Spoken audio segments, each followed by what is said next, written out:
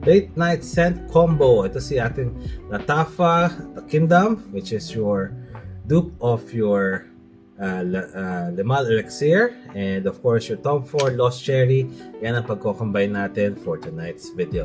Now, si combo na to, na-imagine ko lang kasi nakita ko si Tom Ford dito sa ating desk, and I was just imagining kung ano ba yung magiging kakalabasan ng ating perfume combination for tonight. This is, I think, going to be a good date night combo, but let me go ahead and try it out for you, and let's see kung okay ba ang kakalabasan ng combo na to. Okay, so isang spray tayo, dalawang spray tayo ni Latafa The Kingdom, and then let's go ahead and spray Tom Ford Lost Cherries, dalawa rin.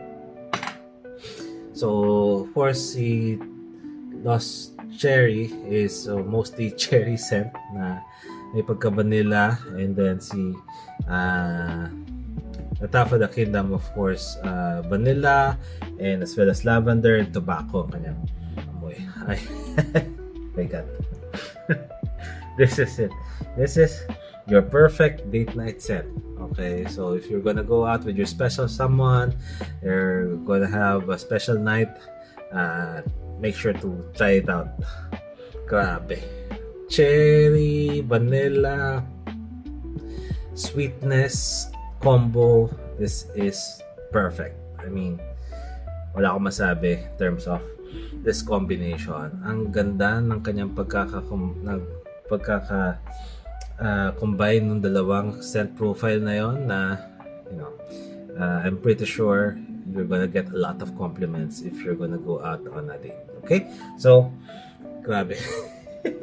Ay sarap amoy-amoyin pa ulit-ulit yung combination na to.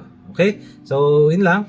If you have any suggestions on combinations that you have tried before, or anything that you think that might be a good combination, please leave a comment down below, and then make sure to try it out if I have those perfumes or scent DNA that you have suggested. Okay? So, thank you so much for watching, and see you again soon. Bye!